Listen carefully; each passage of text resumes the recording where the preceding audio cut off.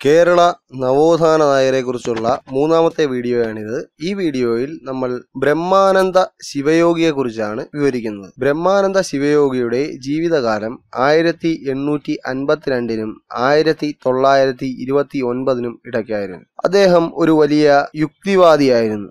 അദ്ദേഹം ആനന്ദ മതത്തിന്റെ ഉപജ്ഞാതാവായിരുന്നു. 1852 പാലക്കാട് കൊല്ലങ്കോടാണ് ജനിച്ചത്. ഗോവിന്ദ മേനോൻ എന്നായിരുന്നു പഴയ പേര്.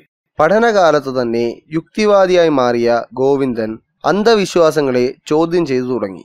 ആലത്തൂരിൽ വാനൂർ എന്ന സ്ഥലത്ത് സിദ്ധാശ്രമം സ്ഥാപിച്ചുകൊണ്ട് അനാചാരങ്ങൾക്കെതിരെ പ്രതികരിക്കുവാൻ ആരംഭിച്ചു. അദ്വൈത ചിന്തയുടെയും വിഗ്രഹാരാധനയുടെയും കടുത്ത വിമർശകനായിരുന്ന ശിവയോഗി യുക്തിവാദത്തിനാണ് പ്രാധാന്യം നൽകിയത്. യുക്തിക്ക് വിരുദ്ധമായ വാദങ്ങളെ തള്ളിക്കളയുവാൻ അദ്ദേഹം ഉപദേശിച്ചു. മൃഗബലിയും അയിത്തവും പരിഷ്കൃത സമൂഹത്തിന് ചേരുന്നതല്ലെന്ന് അദ്ദേഹം പ്രാമാണികമായി സമർത്ഥിച്ചു. അഹിംസയെ പരമാർത്ഥമായി സ്വീകരിച്ച അദ്ദേഹം 1910 കോഴിക്കോട് നടത്തിയ പ്രഭാഷണം വാഗ്ഭടാനന്ദനെ പോലെയുള്ളവരെ ശിവയോഗിയുടെ ശിഷ്യന്മാരാക്കി തീർത്തു. സ്ത്രീ വിദ്യാഭ്യാസത്തിനു വേണ്ടി വാദിച്ച ശിവയോഗിയുടെ സ്ത്രീ വിദ്യാപോഷിണി എന്ന കവിത അക്കാലത്ത് ചർച്ചാ വിഷയമായി. ജീവന് ജാതിയില്ല, ജീവൻ സത്താണ് എന്നായിരുന്നു ശിവയോഗിയുടെ മതം.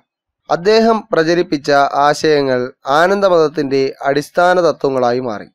1918 ശിവയോഗി ആനന്ദ മഹാസഭ സ്ഥാപിച്ചു. മതാതീതമായ ആത്മീയതയ്ക്കു വേണ്ടി വാദിച്ച ശിവയോഗി മതപ്രസ്ഥാനങ്ങളെ മുഴുവൻ എതിർത്തിരുന്നു.